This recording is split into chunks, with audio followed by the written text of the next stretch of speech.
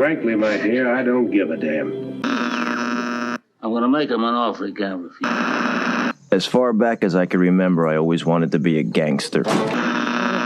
Don't you understand, George? It's because you were not born. Film church. Well, a boy's best friend is his mother. It's not about who's right or wrong. No, the denominations noted yet, because they're all too self-righteous to realize that doesn't matter what you have faith in. Just that you have faith. The heart's in the right place, but your brain's just gotta wake up. Snoogans, and welcome to Film Church Radio, the podcast that treats cinema as a religion. It's Sunday. I'm Brandon. I'm Lewis. And we're here to talk about movies. Each week, Lewis and I alternate picking a film for both of us to watch and discuss. However, it is the first Sunday of the month. So do you know what that means? I don't, Brandon. What does that mean? We have a special guest today. This guest is a friend of mine. We both attended Sundance in 2020, right before the pandemic broke out.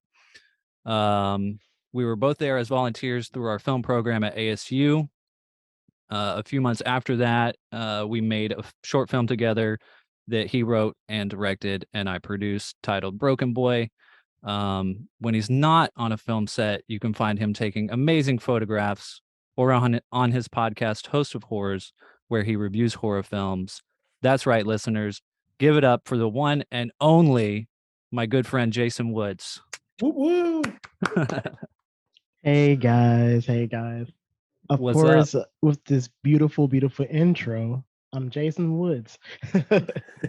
And it's a great honor to be here. I've been wanting to be on this for a long time, a very, very long time, ever since, day one, as they say. So I'm excited to be part of the Film Church crew now. I get to be That's part right. of the, pulpit instead of the congregation. Yeah, man. Yeah, Welcome. That's exciting. Can't wait to So- hear you preach. Gotta get a good sermon going, man. Gotta get a good sermon going. So what are we Hmm? watching? So the film I chose is Dogma from 1999, directed and written by Kevin Smith.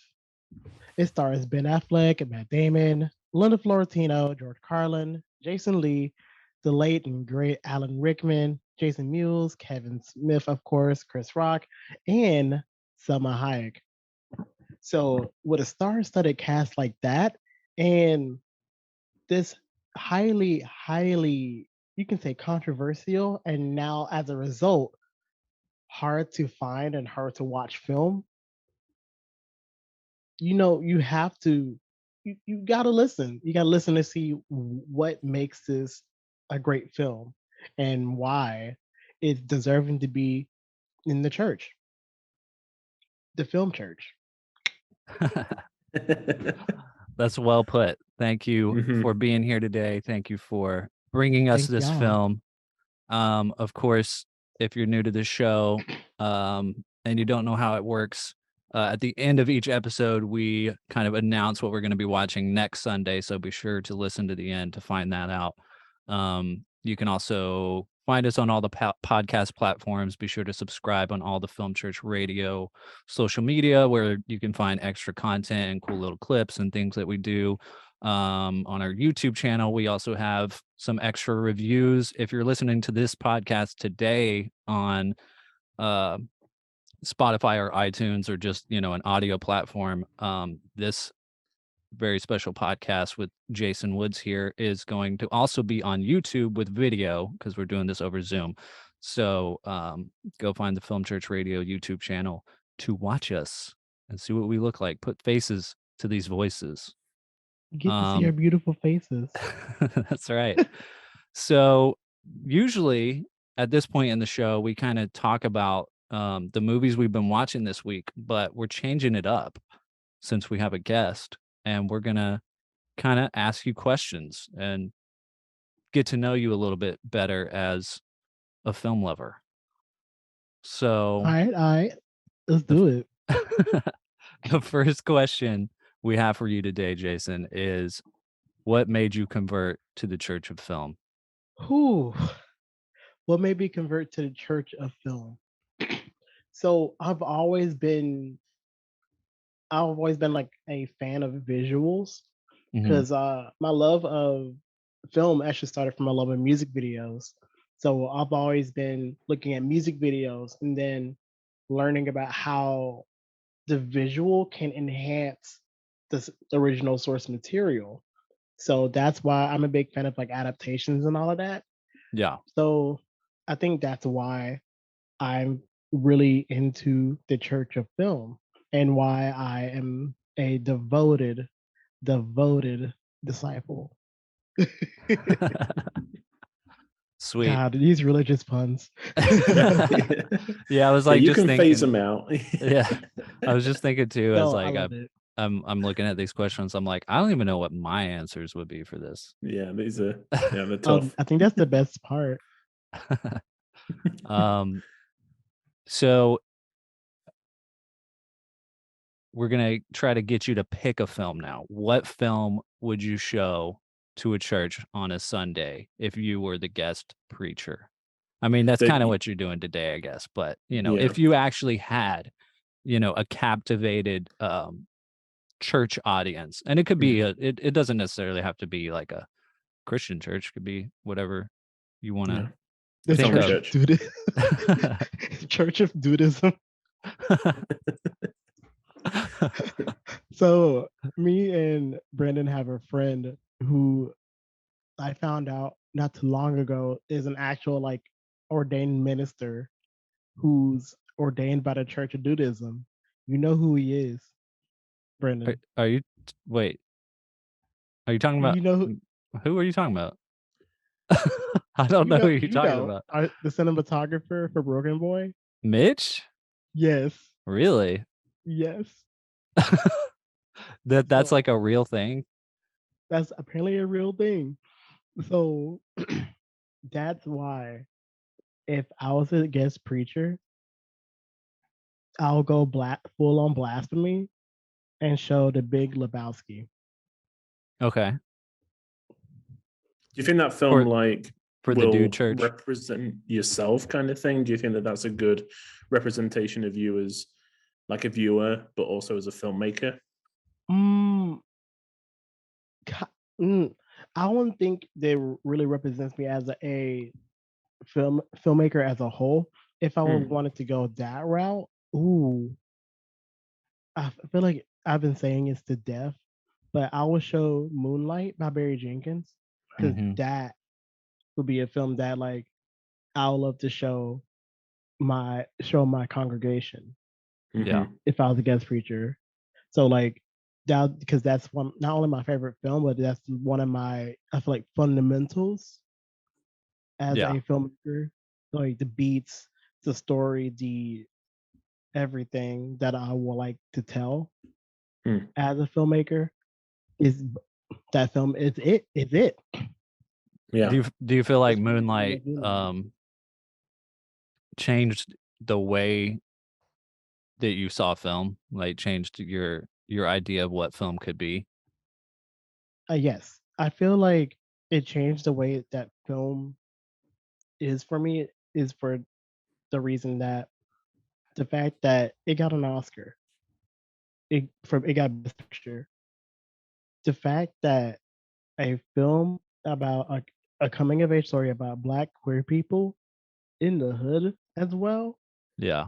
and coming to terms with that storytelling being so powerful that it wins Best Picture, and also kind of like beats it against La La Land of all movies. That was prime picking for Best Picture.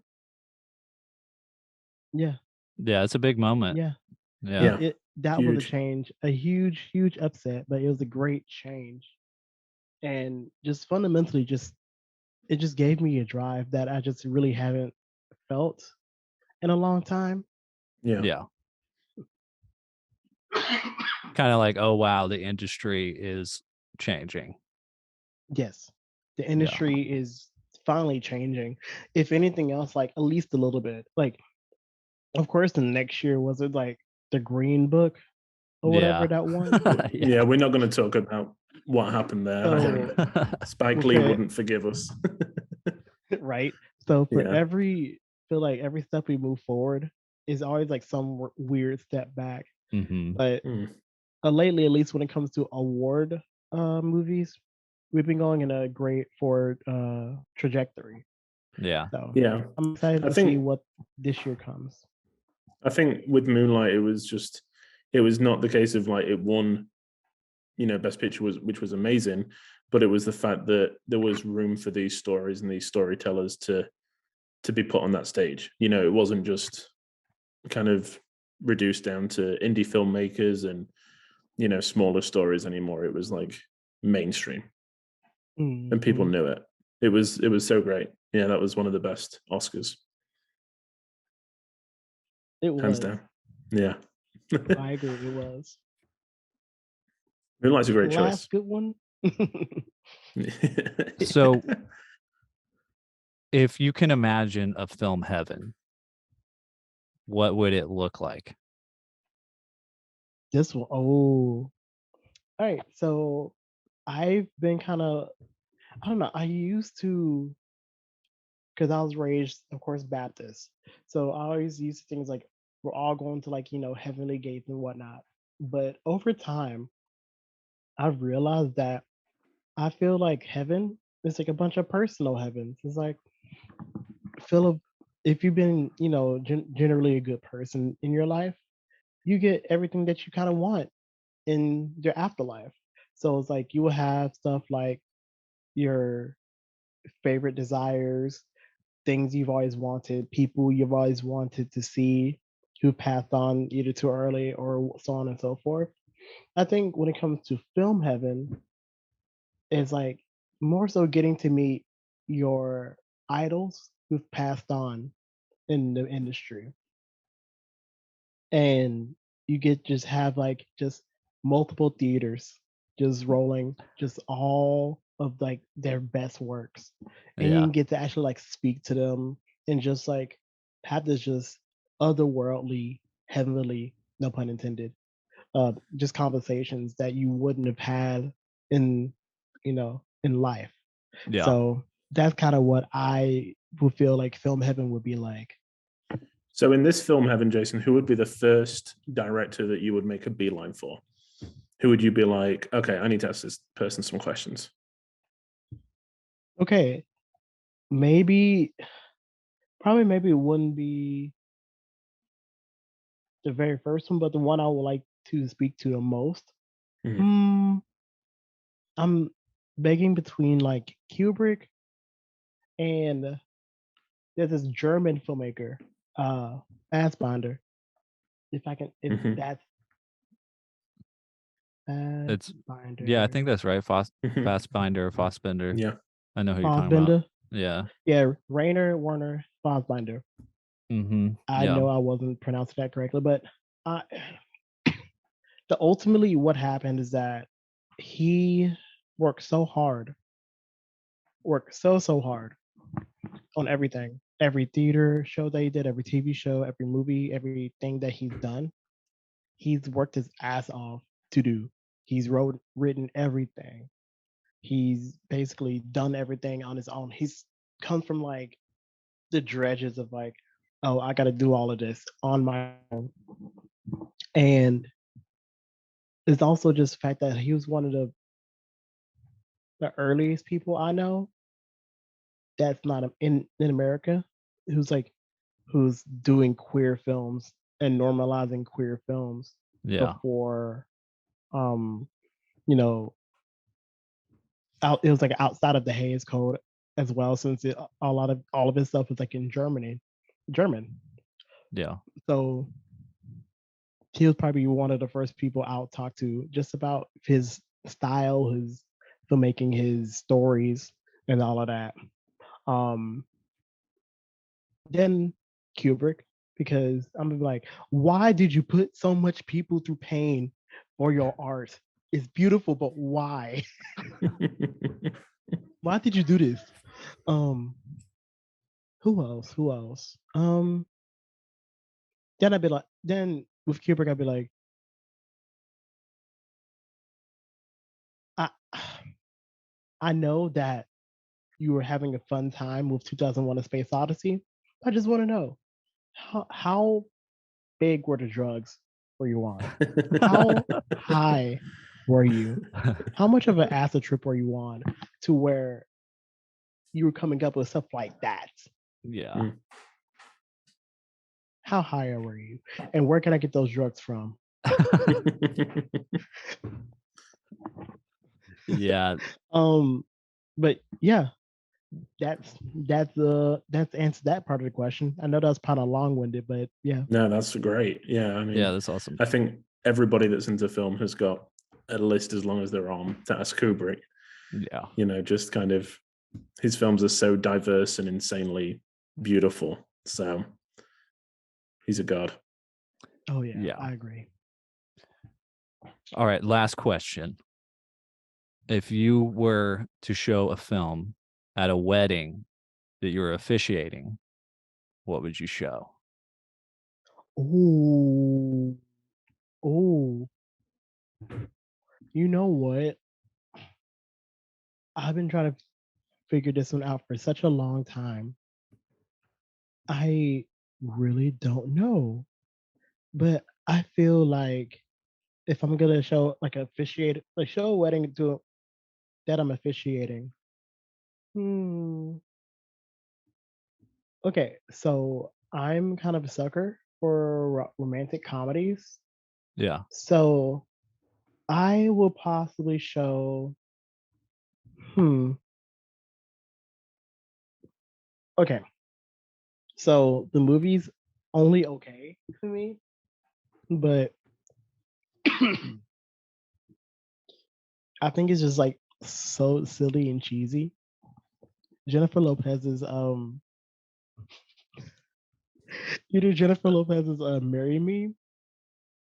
Oh, Or the recent, the one that came out this year. Yeah. yeah, the With one that Owen came out Wilson. recently with Owen Wow. Wilson. Yeah, wow. Or 27 Dresses. I think with Captain Heigl. I think just cute stuff like that. Oh, Yeah. or Bridesmaids. I'll probably show Bridesmaids too.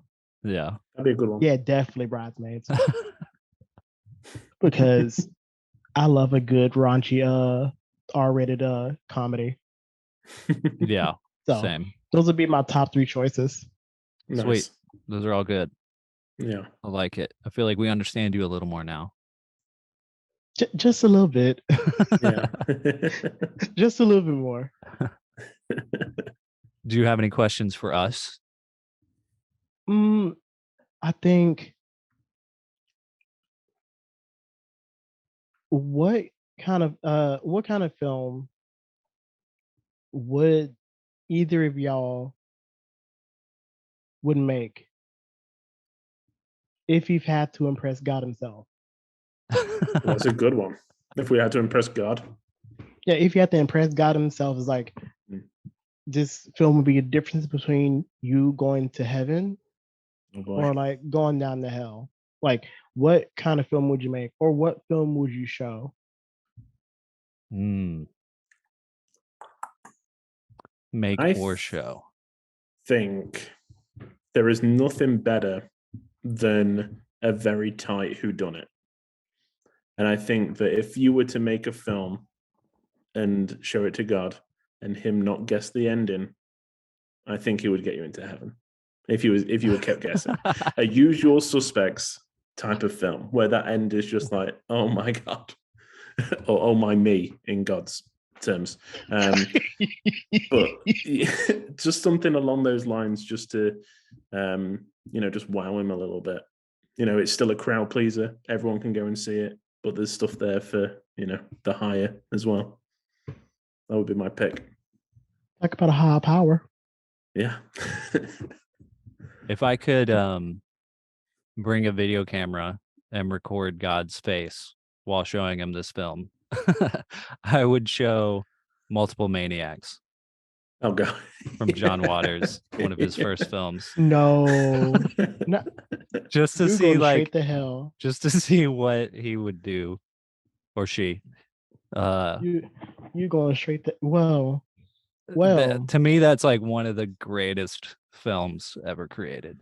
Yeah, you could just be like, just look how diverse and incredible the people you made are. That they created this. Like, you are a genius for allowing us to be out in this world creating. You gave us this creativity. Yeah. Look what we've done with it. Aren't you proud? Yeah. Look at that lobster. Oh my God. Are you proud, Mama? Are you proud of me now? If I couldn't bring a video camera, I would just try to imprint that image in my head. Yeah. So I could describe it to people, make a whole career out of telling people that experience. Would it be the same as like that time that you dreamt of Bruce Campbell? So you imprinted that image in your head? It would be something like that, probably. That full story is now available on YouTube. That's right. I had a dream about Bruce Campbell, and I had to make a vlog about it, so you can find it on YouTube if you're interested. And I'm sure dreams are going to come up a little bit later in this episode. So yeah, we love a good story time. Yeah, I've got a good one for y'all. Ooh. Now or just later? A little bit later when we get onto the show. Okay, when we cool. talk about some of the people involved in it. Sweet. Interesting. Tease it. Yeah. Well, speaking of which, I think we're at that part of the show where we are talking about the main course, which is Dogma from 1999. It can be hell getting into heaven. Great tagline. The letterbox summary is the latest battle in the eternal war between good and evil has come to New Jersey in the late 20th century. Angels, demons, apostles, and prophets of a sort walk among the cynics and innocents of America and duke it out for the fate of humankind. Wow. So that's a good tagline right there. Yeah. Mm-hmm. Letterbox is where it's at. Yeah. So Jason, why did you pick this film? And also, I don't think this was your first time watching it. Like for the listeners out there, usually we pick films that, sometimes we haven't seen before, but all of us have seen this film before, I think, right, Jason? And so why did you pick this film, and what was your introduction to like Kevin Smith and this movie, and what was your experience watching it for the first time? Okay, so funny story. Okay, so I chose this film because whenever I watched it, I was like I feel like I was going through like a whole roller coaster of emotions when I was watching it, because when you hear about like the lore behind it, you just like I don't want to necessarily say a lore. There's just more so just like the story behind like the production of it, and then the release, the reception of it all. It's very fascinating. That is one of the best works of Kevin Smith, but it's also the hardest to find because right now it's kind of out of print because of it being produced by the Weinsteins and them technically still having the rights to it. Yeah. So it's technically out of print right now. No one can really watch it unless they had a DVD copy of it. Or, if you're like me, you found a copy on, insert social media website here. I'm not trying to get it deleted. But I had to part the Red Seas in order to watch it. And funnily enough, another Mitch story. Me and Mitch were just hanging out one day, and we've been basically hanging out all day. And all of a sudden, we were like talking about like Kevin Smith stuff, and we were talking about Dogma, and then we found Dogma like randomly, and we managed to like basically watch the whole thing. And when I was watching it, it was just phenomenal, just how cleverly written it is, and kind of sort of been a fan of using like religious iconography and religious text and all of that, and kind of like, you know, adapting certain things like that into your own stories. I like stuff like that. And then, with the release and the whole backlash, maybe like the one backlash from New Jersey from the Catholics. And I think it was also fun. I think either Kevin or Jason, I think Kevin is or was like a devout Catholic, or he was raised Catholic. Yeah, He Kevin was. was, yeah. So with that, it was kind of like, oh, you're basically writing a story about, your life or something like that's related to your life by a battle with religion. And that's also very fair because a lot of people struggle with religion all the time, especially like with how hateful some of the text and some of the people interpret that text will be. Yeah. Stuff like that. So that's why I found it enjoyable to watch, because it's a deconstruction of someone's like personal stance on said religion. Yeah. And it was giving the same energy as, Book of Mormon. Yeah, That's kind of what it was. I never saw the Book of Mormon, but it's been on my list for a while. I'm sure the recordings are out there. But I really want to. yeah, one of my favorite pieces of trivia about the release of this film is Kevin Smith going and participating in the protests, and the protesters not knowing that it was him, and he like made signs that said like Dogma is dog shit. and then like he actually got interviewed by the news, like the local news, and he's like, you can find these clips on the internet of him like talking about the movie as just like a regular protester. It's amazing. The news article is all like, he looks similar. He looks like the director, but he didn't say he was. His name is Brian Johnson. Uh-huh. And yeah, and then Kevin Smith is like, yeah, I get that a lot. And I just think it's the most genius part of marketing ever. In his words, he did say he was a press whore. So yeah, man, it's ingenious. Yeah. How about you, Lewis? What's been your experience with this film? Yeah, so it was a little weird. So when I first moved to the US, I didn't have a job for a while, and my wife worked away a lot. She still is a flight attendant.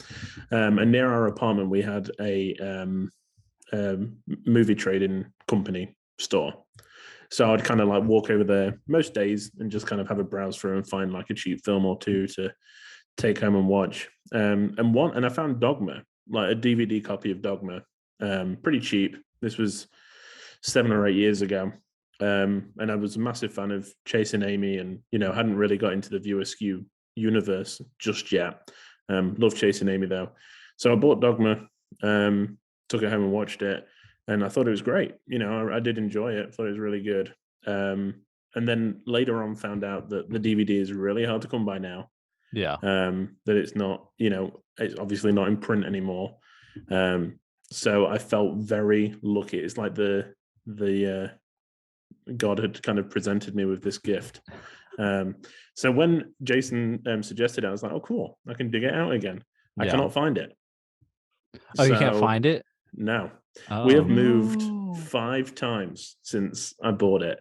And I know the cover. I know that it's like a thicker case. It's not like the normal DVD case. Yeah. And I had a look in my cupboard and it wasn't there. It's got to be somewhere, because I know I wouldn't have thrown it away. Yeah. But I was just like, physical media, even when you've got it, you can't find it. So maybe your wife, when y'all were moving, she was digging through your collection and she picked it up and she was like, Dogma is dog shit, and she just threw it out. Yeah.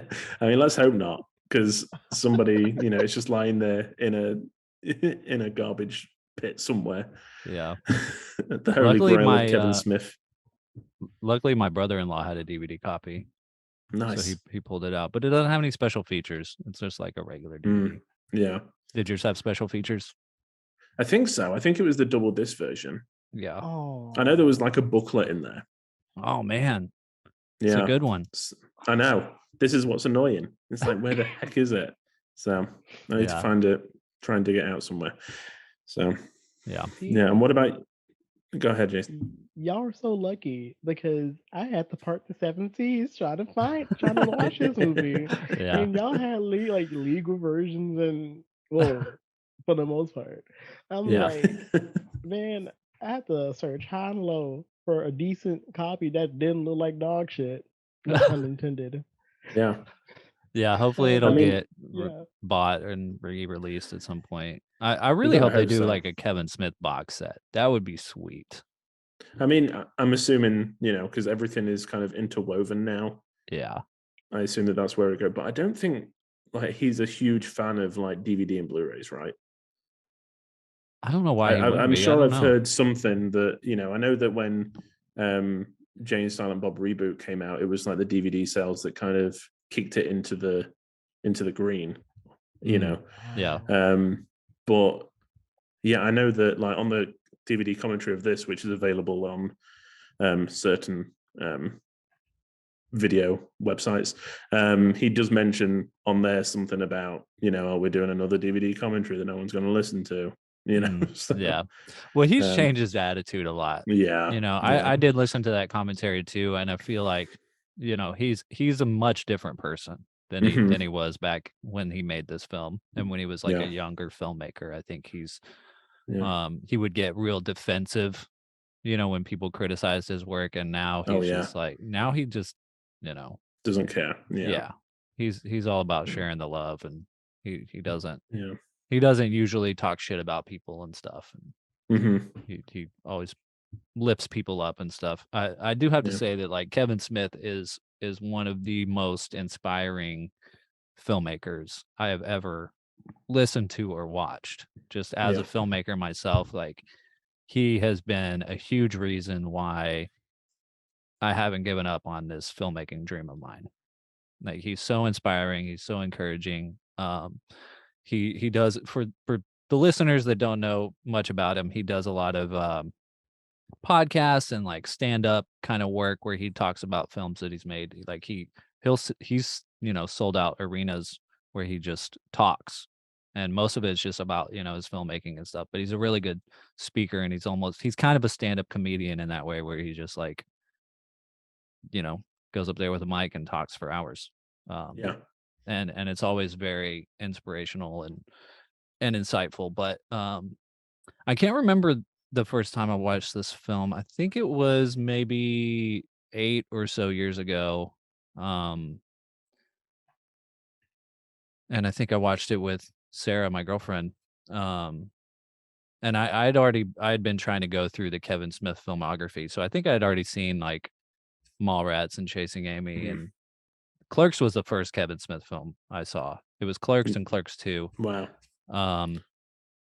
And I got introduced to Kevin Smith from my old boss, Mr. J, if you're listening, or Mr. A.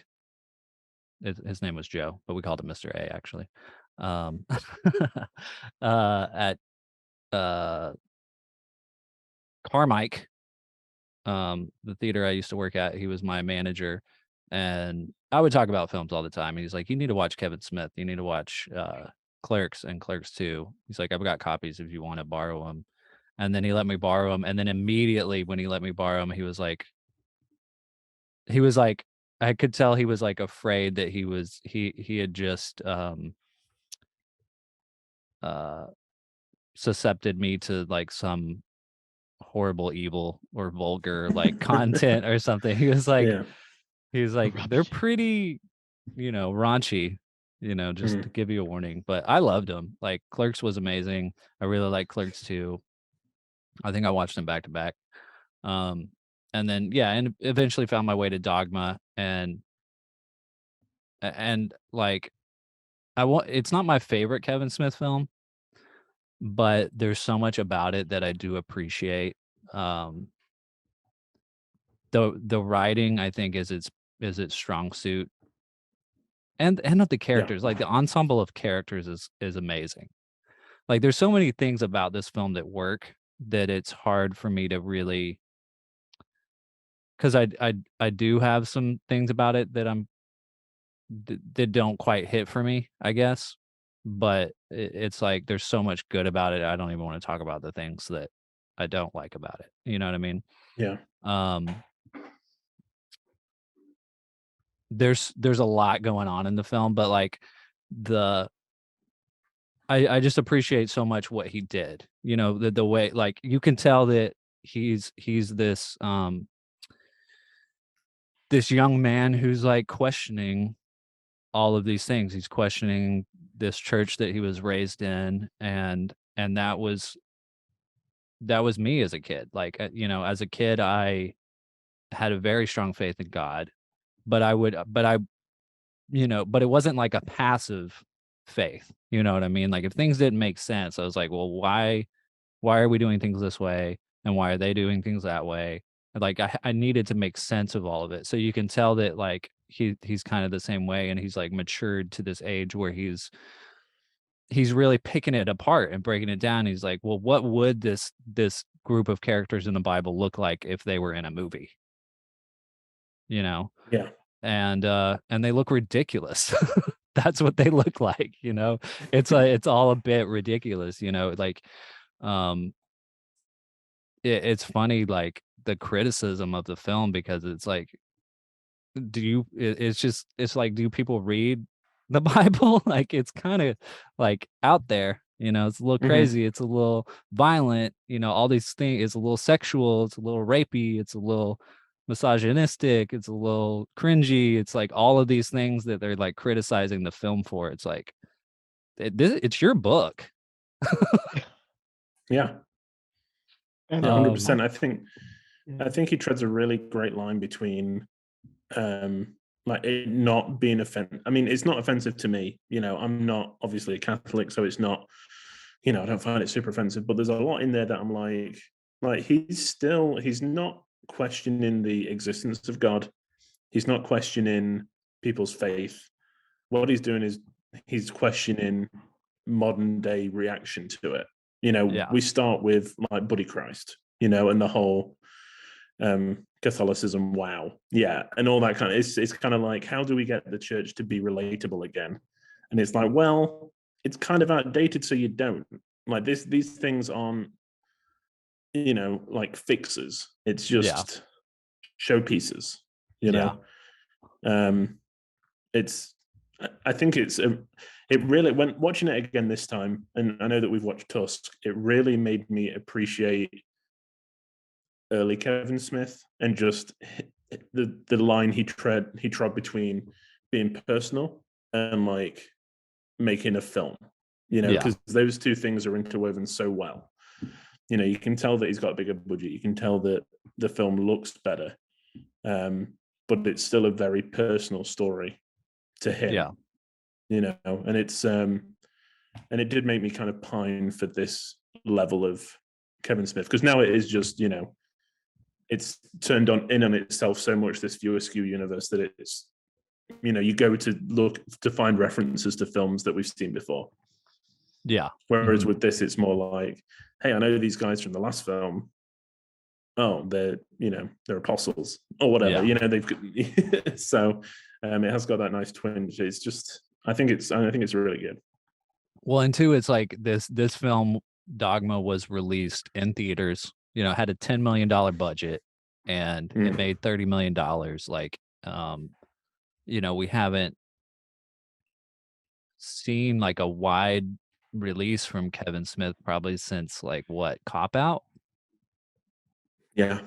So yeah, I like late Kevin Smith. Like I like his work. I love Tusk. I love Red State. Like I feel like Red State would be a good double feature with this movie. Have you seen Red State, Jason? I haven't seen Red State. It's a religious. I have seen like horror. I gotta watch it. Yeah. Oh, I gotta watch it. So that's why I'm saying it's like all about religion. It would be a good like kind of double feature to watch Dogma and then Red State, and two very different. And Red State was like a huge departure from like normal Kevin Smith work, but yeah, I just really also just kind of like expanding it past that, the fact that Kevin Smith, I just feel like a lot of his work is so inspiring for the sole fact that like he's one of like maybe a good chunk, maybe a good little chunk of filmmakers who basically got successful off of everything that they've written and directed and probably other stuff too, like, and from scratch as well, because Spike Lee comes to mind, and he made his first film, at 29, I think. He was like 29 when She's Got a Habit was made. But he was already graduated from grad school in film. He got his MFA and everything. Kevin Smith did this just basically on his own. Yeah. And sure got lucky. Like kind of like in the Sam Raimi style. It was like Sam Raimi kind of struck out and like he got lucky from, just making stuff that he would probably want to with his friends. And I think that's exactly what Clerks is. And then just it feels like just the Askew universe at this point is like everybody's just having a fun time making movies now. Yeah. And people got famous off of it. Like, of course, Kevin Smith, O'Halloran. You got a good early Matt Damon, early Ben Affleck, who's in quite a bit of Kevin Smith's films. Yeah. That he first shows up in Mallrats. Yeah, I didn't realize like how Ben Affleck was in early Kevin Smith. Like I didn't know they're two that cool like that, but they are. Yeah. Yeah. So I just like that. It's like it's kind of like what early version of what like Tyler Perry would soon be to make with his own. I don't think it's not a universe, but like Kevin Smith has his own empire, like Tyler Perry has his own empire. And I just really, really respect that. And, for sure, because he cultivated his own audience, and he carried his audience with him. And I feel like the audience is very like different now. It's not really different. I wouldn't lie about that, but it's like I think he at this point was able to trust that his audience will, respect the fact that he was doing something different with Dogma as compared to the rest of his works. Of course, it's still a comedy, but tackling religion in such a way. And I want to talk about the actors too. Like, I love the way that the casting, I feel like it's just pitch perfect. Yeah.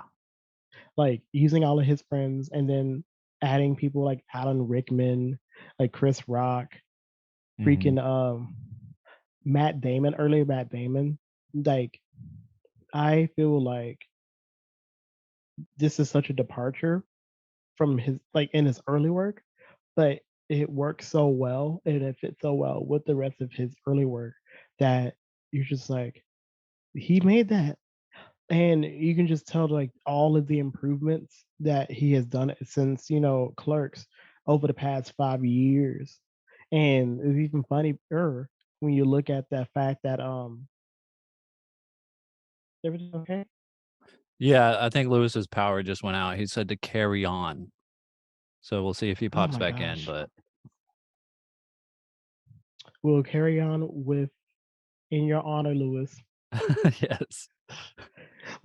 But as I was saying, I just feel like the fact that his audience, his fan base, he trusted him so much to be able to understand that this is coming from a different spot. And also with the fact that this was written before Clerks. Yeah. That was kind of crazy to me to read that he like started this before he did Clerks and then kind of realized like I'm gonna have to wait until later in my career to do this one. Yeah. So, and it's also like crazy. Did you know that I didn't know that Jason Mewes was like battling with heroin during this time too. Yeah, I mean, I had heard off and on throughout different things that he was. I wasn't sure which films they were, but yeah, apparently in this one he was hardcore on Yeah, heroin. I didn't know he was I didn't know he was like hardcore using like that at all. Like I Yeah. didn't know that he was like he was using, Yeah. and it's just like I couldn't tell, but it's like apparently there are certain scenes where he's like basically nodding off or like sleeping, and I'm just Mhm. like, oh wow. Yeah. That I'm glad that I'm glad that as far as I know he's clean now. So Yeah. that's why I respect him for going clean and you know being clean. Yeah, exactly. I mean, he's been clean for a while, and him and Kevin Smith do like a Jay and Silent Bob Get Old podcast, and like I think at the beginning of every episode, he talks about how long it's been. You know, they like him and his audience kind of keep him accountable for staying clean and stuff, but he's been clean for a while now. He's like married and has a daughter and stuff who I believe she makes a cameo. His little daughter makes a cameo in Jay and Silent Bob reboot Oh, and that's stuff. cool. Yeah. But I just felt like everything was about this film was great. Like, can we talk about the fact that God is a woman? Yeah. Yeah, I think that like that is just like the cherry on top of this film. Is when you get to that ending and God finally appears and it's Alanis Morissette. Like, Alanis Morissette is God, yeah. and you know what? And It it's fits. it's like it does fit. It's weird because it's like the movie is very you're not really sure what the take is exactly on religion, I think, as you're watching it. You're like, are they, they're it's clearly kind of a joke. Obviously the film, you're not supposed to take it totally seriously. It's a comedy. But then it gets to that scene with Alanis Morissette as God, and it feels very genuine. Like it feels like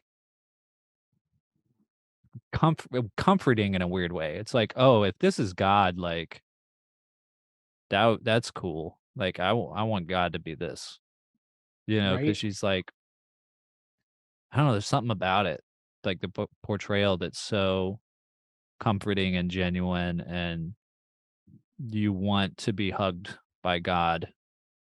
You want to be booped on the nose by God, you know? It's also the fact that like, damn, God had to get beat up for this. Yeah, this So craziness. the his great that craziness, man. But I kind of wanted to ask, do you, in the end, who do you think did the right thing? Do like I like taking like the plot like the plot of the film out of consideration? Do you feel like um Loki and Barnaby were right or justified in their actions, or were you more team? Ooh, I forgot Linda's character's name. Bethany, Were you right? more team Bethany? Yeah. Like Uh, um, which one do you feel like you resonated with more in like, oh, I see that they have a point there for why yeah. they're doing what they're doing. Because Honestly, like obviously, yeah. weirdly enough, I think Silent Bob is the most wholesome, good person in this whole film. Like he never complains. He never he's always like there for his friend. He's always like, I mean, there's like the scene where I think Bartleby, like the Ben Affleck character, like, or maybe it's Matt Damon.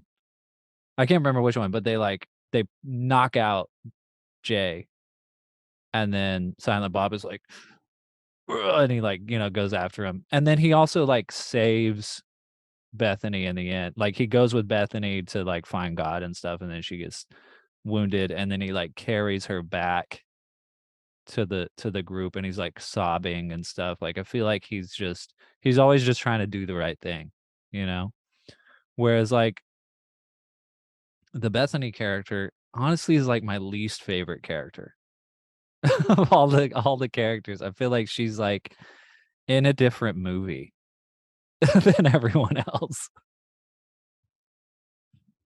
Oh my. Right. Oh yeah, no, I can see that.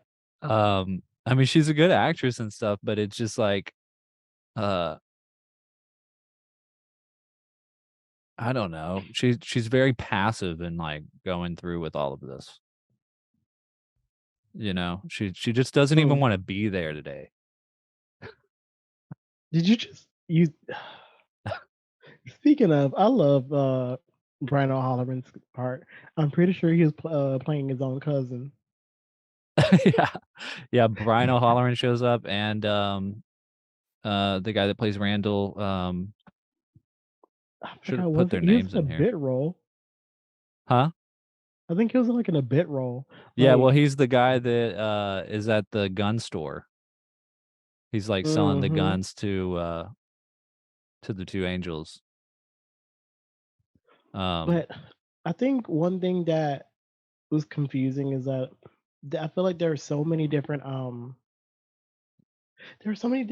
like plot elements, and just like all of the characters intertwining. It did feel like it was confusing at first because they were trying to put like 3 or 4 different plots into one film. Yeah, there is a lot Yeah. going on. It seems Jeff Anderson, that's who plays Randall in Clerks. But yeah, there is a lot going on. It's like, oh, here's Lewis coming back. Yay! Hold for Lewis, ladies and gentlemen. He's coming back to us. His power went out. Lewis, are you there, Hello, Lewis? can you hear me? Yes. Oh my God, the best laid plans. And then, because we live in the middle of nowhere, we have power outages that last like hours, just randomly. And because it rained today, I guess our grid couldn't keep up with it, so the power's gone. So sorry. That's okay, but I'm back. Go North Texas. Yeah. Well, welcome back. We've talked about Alanis Morissette. We've talked about, oh my God, God and all that. And that was going to be my favorite topic. Really? Yeah, Alanis Morissette in this movie changes my life. Yeah, that's what I was kind of saying. It was just like, the film feels like you're not exactly sure what the film is trying to say about religion, but then at the end when she shows up, it feels very genuine. Yeah, I was going to say that one of my favorite ever kind of 2-second clips is when she gives Jay a kiss on the cheek and the little smile she does. Yeah, it just melts me every time. I think it's just beautiful.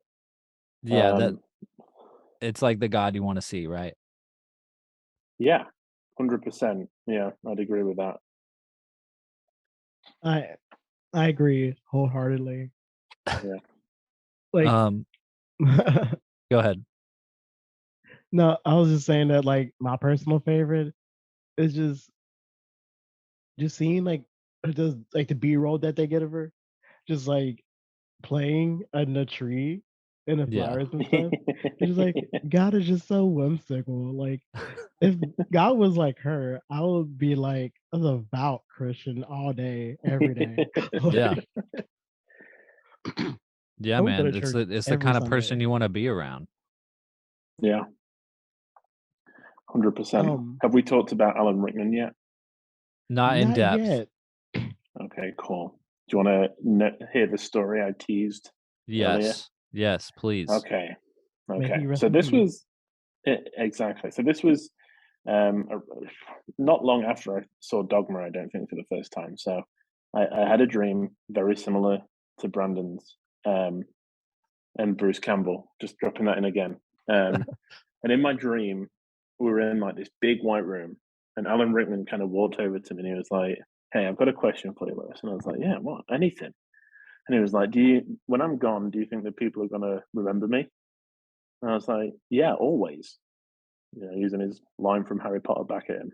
And I woke up after that dream, and I was like, "That was weird." And Chelsea was like, "Oh my god, Alan Rickman died last night." Holy shit. Yeah. Mm-hmm. So that is my like Alan Rickman story. And it was very spooky, and I didn't feel comfortable for like a few days after that. I felt like somebody was watching me, and I think it was all in my head. But yeah, it was a very weird dream.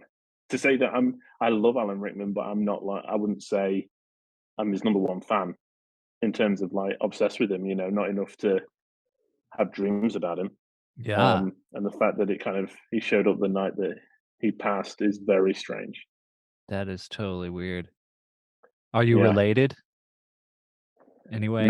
Who knows? Maybe I'll have to go and have a look Yeah. in the archives, in the Walker archives. See if there's any Wow. crossing over. That's crazy, man. That's some divine intervention. Yeah, it's insane, right? It's so weird. And every time I watch like Die Hard and stuff, I'm just like, there he is. He came to me. Yeah. You're carrying his It's weird. memory on, Lewis. Like, apparently so. I mean, I haven't really done a lot with it yet, so I'm sorry, Alan, but I'll keep trying. Well, you're making people remember this movie. That's it. Yeah. Against obscurity, it's not available to watch, but we'll get there. We'll get it out there. Oh yeah. I want to ask though, what did he look like, Metatron, or did he look like Snape? Because I think he just looked chill. He didn't look like Snape. He was just kind of, from my recollection, it was more, Dogma than it was Harry Potter. But yeah, I mean, he was just chilling in film heaven. Yeah, that's it. I don't know what I was doing there, but chilling in film heaven, Angel, Ken doll, anatomy and all. So every time I see him, I'm just like, there he is. Yeah. Yeah, he I mean, he is brilliant in this movie. I mean, he's so great. He's so funny. Yeah, like he's awesome. You can just tell that he's having a lot of fun. Do you know how some people do like some roles and you're like, what on earth were they thinking? Like this just doesn't fit them at all. For this, you could just tell he was having a blast. Yeah. And he was just loving being in every scene and kind of, not playing the super serious part. He was getting to kind of like play around his accents a little bit different, and it's a joy. Yeah, we were just talking about Jason Mewes a second ago when you were gone, and about his heroin addiction and stuff, and how he was on heroin during this film, in which he's clean and sober now. But he apparently Jason Mewes like was nervous about working with Alan Rickman, and so he memorized the entire script. Jason did, so that he wouldn't make any mistakes acting with Alan Rickman. And I think this is like one of the best Jay and Silent Bob like iterations. I don't feel like they ever outstay their welcome. The jokes are kind of funny. There's the great line of like, we're pro-choice, but we just thought that the abortion clinic was a great place to pick up chicks. Yeah. There's still the Jay and Silent Bob that we kind of think we know, but there's also the like, hey, we're not as, we're not who you think you are. We are. Yeah, and they do a really good job with Silent Bob too. I feel like he says he has the perfect amount of lines in this movie where it makes sense that he's called Silent Bob. And then their intro as well. Like, I did watch this film. It was probably a year or two ago with my buddy Taylor Holden. Shout out to Taylor, which I got Taylor hooked on Kevin Smith. At some point I was just like, you need to be watching Kevin Smith. You're going to like him a lot. so he had already seen Clerks and Mallrats. He kind of went in order. He watched Clerks, Mallrats, Chasing Amy, and he watched Dogma with me, and we sat down in my living room to watch it one night, and we like smoked some weed and got high and stuff, and then when it got to the scene where Jay and Silent Bob come in, it was like it was so great to watch it with him because he was just he loved it so much. Like he was just so like he was like cheering, you know what I mean? Yeah. Because the way that they introduce them is like a superhero entrance. You know, you just hear snooch to the nooch, and then it's just like dun dun dun, and you just hear the punches, and like you don't really see them yet, and you just see like the close up of Silent Bob's mouth and him lighting the cigarette and stuff, and because at that point it's like at least 30 or 40 minutes into the movie. Yeah. So you've kind of had a chance to like be like, okay, I'm watching a Kevin Smith movie, and you've had a chance to be like, I don't think, you know, to just kind of forget about Jay and Silent Bob that they exist. And then when they come in, it's like, oh, cool, they're here. You know, They are. Yeah. this is cool. Cool. It is really moment. cool. Yeah, and I think that later on, especially when they get their own films, it does kind of wane a little bit. I think that this is the perfect. Like I said, I think this is just the perfect amount of the characters. As much as they have become the front and center of the View Askew universe, they are supporting characters. They're Yeah. They're the they are there for R2D2 the C3PO yeah. of that universe. Yeah, exactly, and like I said, this is the perfect amount of them for me. Yeah. Yeah. I think it's just balanced great. Nice. I agree with that. I agree. All right. Favorite characters. Ooh. For Lewis? Yeah, because we kind of already Everybody. talked about it. Okay. I know your least favorite though. Yeah. Stephanie. Yeah, for me, yes. Lewis, so favorite character? I really, really like Bartleby's kind of like character arc throughout this. The kind of the level-headed. Let's just do our best to get back up until the kind of okay. I'm going to lose it now.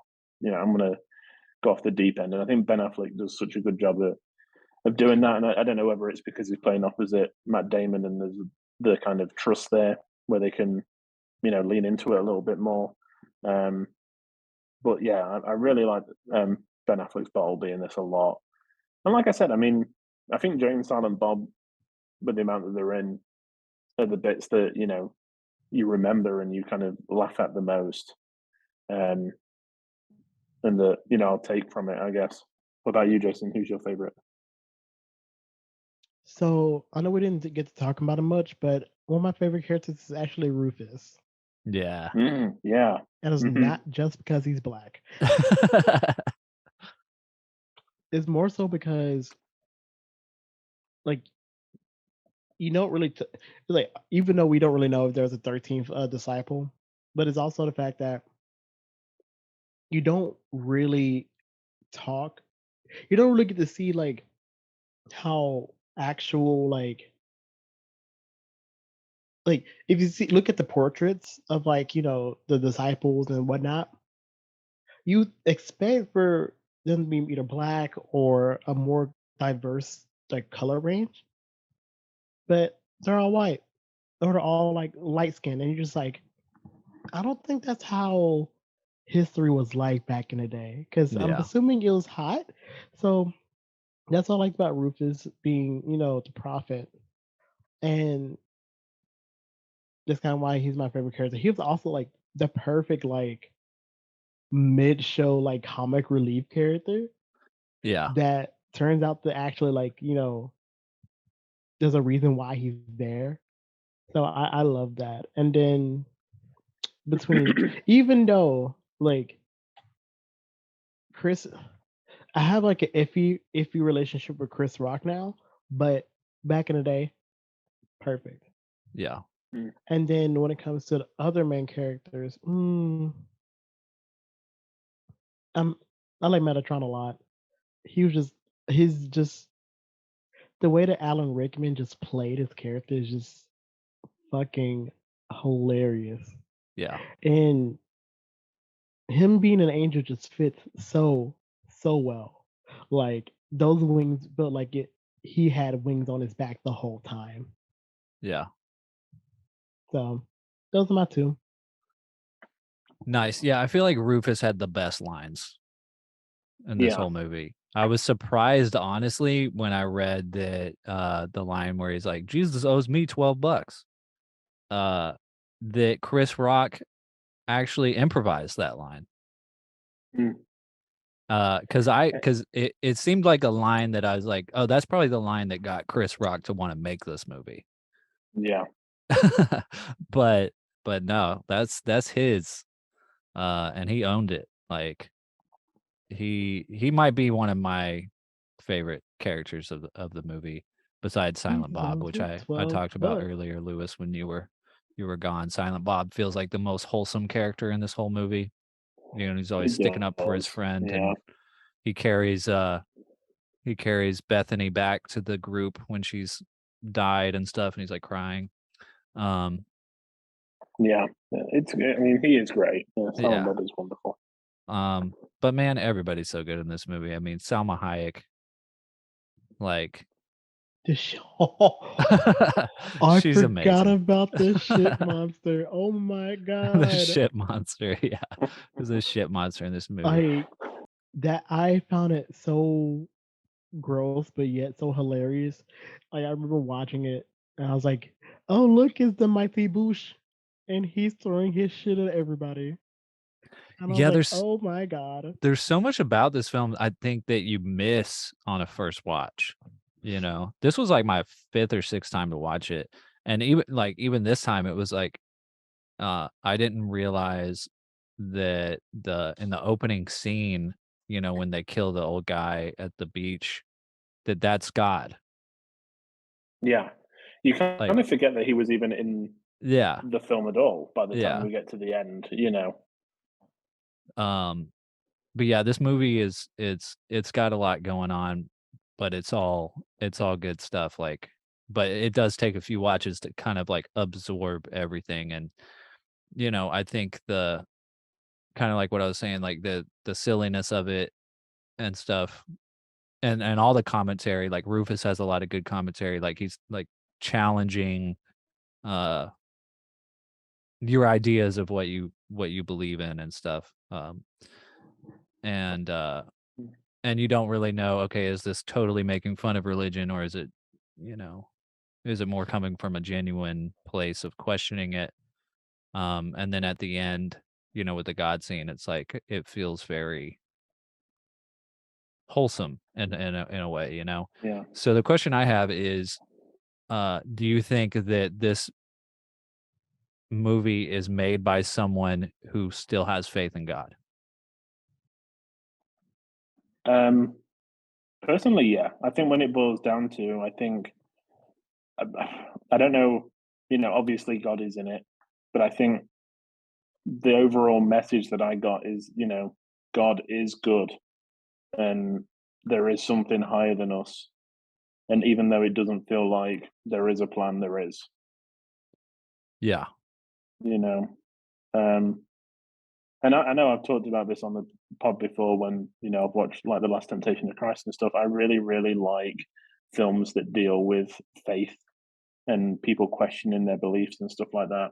Yeah. And I don't think, and I think that this film kind of does that really well. We get to see somebody questioning their faith and kind of asking those questions that I'm sure people who you know, are devout Christians and stuff have asked the same questions to themselves, and seeing answers. You know, seeing like these things happen on screen that could provide some kind of closure, and someone that's obviously wrestled with those questions a lot themselves. Yeah.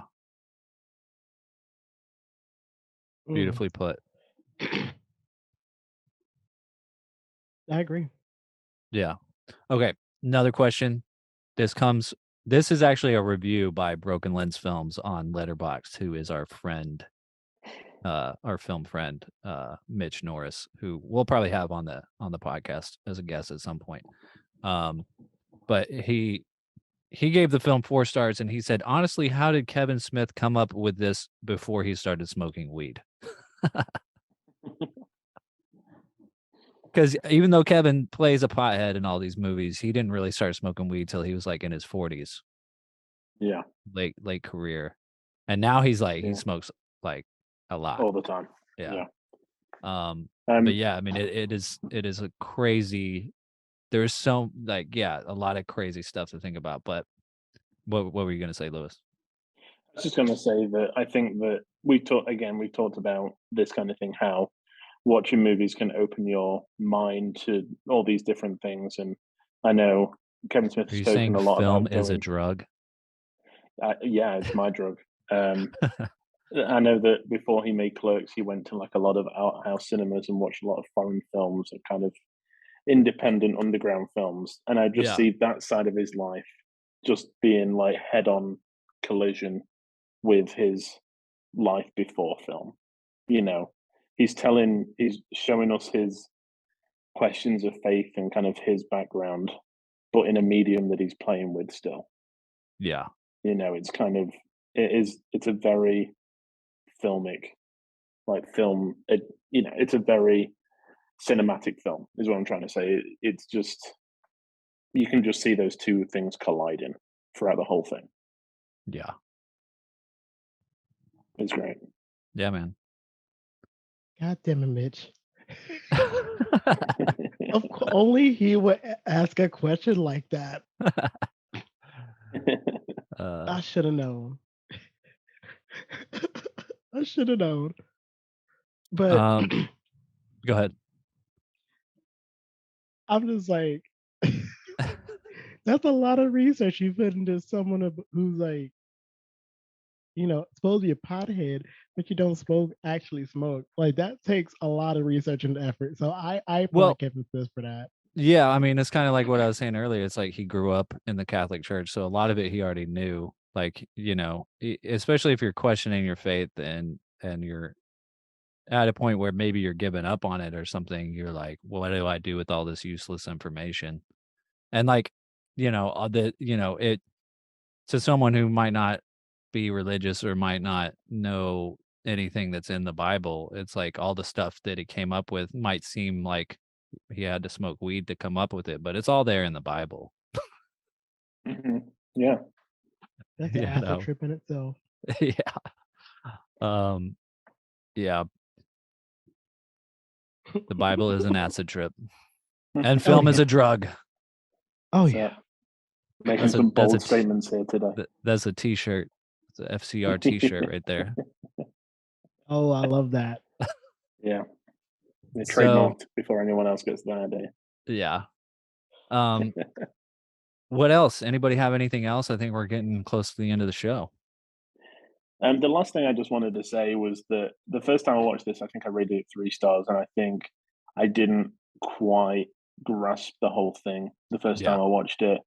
I think, you know, I was probably watching it for the viewer skew comedy adjacent film. But on this rewatch, I mean, this is why I hadn't managed to go back to it since I first watched it, and this is why Film Church is so great, because I can go back and spend the time and watch it again and get something completely different out of it.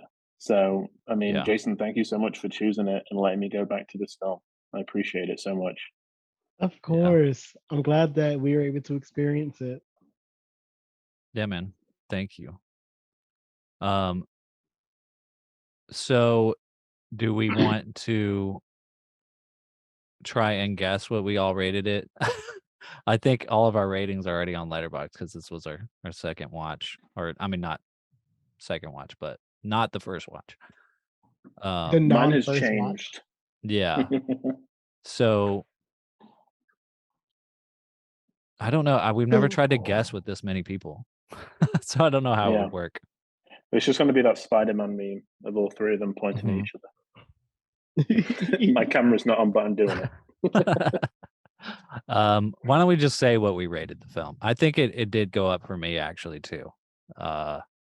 So it went from 4 to 4.5 for Okay. me. Jason, what about you? Mine, I think stays the same at 4. Nice. Mine went from 3 stars to 4. Nice. Nice. Yeah, it jumped a whole star. So I Yeah. think that it's probably one of his most, I don't know, well-rounded films, I would say. Yeah. It's a very smart film. Very smart. Yeah. Yeah.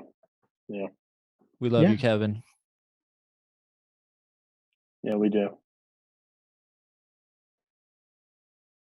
Wait, I can do that. Ah. All right. What are we watching next Ooh. week, Lewis? So I'm going to try something different, and I have got multiple apps open on the phone that I'm using. So if I do start to sound a bit wonky, bear with me. But when we started Film Church, Brandon, this was all about ticking off those films that we hadn't seen that we should have seen, Yes. and kind of getting them, get them down. So what I'm going to do is, in a second, I'm going to ask for you to pick a year, and it's any year that film has been around. And what I'm going to do is I'm going to go on Letterboxd, and I'm going to go on the most popular and filter it by year. So whatever year you pick, I'm going to pick that year, and the film that I haven't seen that is highest on that list is the film that we're going to watch next week. Okay. Oh wow. Because it's risky, because there's a lot of films that I haven't seen, and there's probably a lot of popular films that I haven't seen for good reason. Yeah. So it's a risky one. But I'm putting the blame onto you. So. All right. I'm gonna go with something that you might not go with. Okay. 1991. Year I was born. Oh, yeah. What? Really? I was gonna go with 90 because Yeah. that was the year I was born, but I was like, no, I'm gonna pick your year. Oh my god, they were all 90s babies. You know what's crazy? The What? film from 1991 I downloaded yesterday to add to my watch list. Oh yeah? So the most popular film from 1991 that I haven't seen yet is Point Break, directed by Catherine Bigelow with Patrick Swayze, Keanu Reeves. Oh my god. That'll be Yeah. interesting. I was not expecting that Me either. at all. Honestly, I didn't know what to expect. Yeah, so I mean, it wasn't the most popular film of 1991 on Letterboxd, but I've seen Silence of the Lambs, Terminator 2, Beauty and the Beast, Thelma and Louise, and My Own Private Idaho. So it was 6th on that list. Okay. So Point Break, which is really exciting to me. I'm stoked. So yeah, me too. I haven't good seen choice, it. So. Brandon. Thanks. Well, cool. That'll be next week, everyone. So try to find it, watch it. Even if you don't, we'll try to put on a good show and tell you all about it. So that'll be next week, everybody. This brings us to the end of the show. Of course, you can find us on Twitter, Instagram, YouTube, all the social medias at Film Church Radio. You can follow us individually on Letterboxd. Jason is going to be at Sisu Photo. That's SISUFOTO. I am at Selmanscope, and Lewis is at Walker Lewis 3007. On Letterboxd, you can keep up with what we've been watching. You can see our watch list. You can, every time we watch a film, we log it, so you can actually see from day to day what we're watching and what we rate things. And you can find all of our back episode streaming of Film Church Radio on all good podcast platforms. Please leave us a rating and review. Let us know what you think of the show, what you think we should watch for future episodes, potential guests, anything like that. Let us know if you're a fan, and we love to hear from you guys. Jason, it's been a pleasure. Thank you again for being here. Thank you. Yeah, man. Like, this has been a lot of fun. Yeah, it's been a blast. You can find Jason's work on his website, sisuphoto.myportfolio.com. That's the best place, right? Yeah, that's one of them. But Okay. I also have www.ccstudios.org Oh, for okay. more. I thought you had another website, but I should have dug a little more. Sorry. Yeah. Oh no, I should have just sent it over to you. It's fine. It's all good. Listeners know now. Yeah. And you can also find his film Broken Boy on YouTube. It's on the Selman Scope YouTube channel. And you can find his podcast, Host of Horrors, available wherever you get your podcasts if you want to hear more Jason takes. You get the best takes from Jay. That's right. Man, this has been great. But Lewis, do you know what the dead do with most of their time? They watch the living, especially in the shower. Nah, I can't wait to die. Oh man, this has been so fun. I don't want it to end, but we'll have to have you back, Jason. Please Yeah. do. Thank you so much for putting up with my terrible, terrible power problems. No, like that's fine because I get it. Things happen. So Yeah, I understand. I'm still here. Yeah, we made it work. You know, Yeah, the show goes on. that's right. Must go That's on. right. Then it went on all right. All right, everybody, say your film church prayers, and we'll see you next week. Amen. Amen. Yay, God.